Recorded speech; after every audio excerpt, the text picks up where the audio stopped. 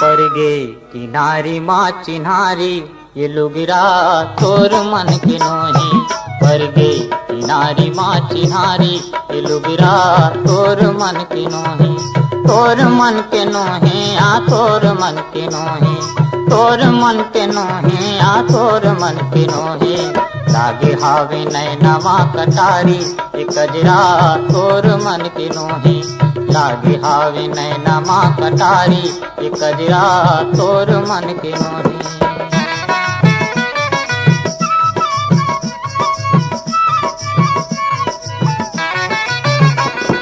लौका लौका के दातन मातोर, मिठ बोलना बजा दे मांदर लातो।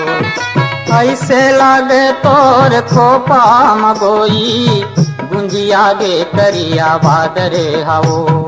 इंद्र राजा आगे धनुष धारी ये फुंदरा तोर मन के नोहे। इंद्र राजा आगे धनुष धारी ये फुंदरा तोर मन के नोहे।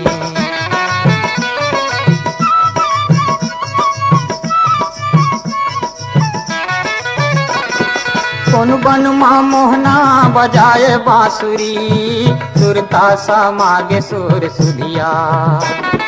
जकर बकर हो गे रे लकर धकर हो गे रे, कैसे परावा तेरा दिया। जैसे भगेली कोनो नारी ये झगड़ा तोर मन के नोहे। जैसे भगेली कोनो नारी ये झगड़ा तोर मन के नोहे।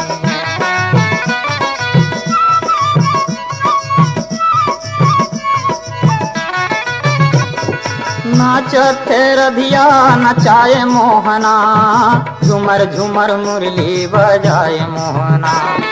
महर महर महमा गे ऋतुआ बसंती, बिंदरा बने मुस्काए मोहना। मोर मन के फूल गे फूलवारी ये भंवरा तोर मन के नोहे। मोर मन के फूल गे फूलवारी ये भंवरा तोर मन के नोहे। तोर मन के नोहे आ तोर मन के नोहे। तोर मन के नोहे आ तोर मन के नोहे। परगे किनारी माँ चिन्हारी ये लुगिरा तोर मन के नोहे। ये लुगिरा तोर मन के नोहे। ये झगड़ा तोर मन के नोहे। ये झगड़ा तोर मन के नोहे।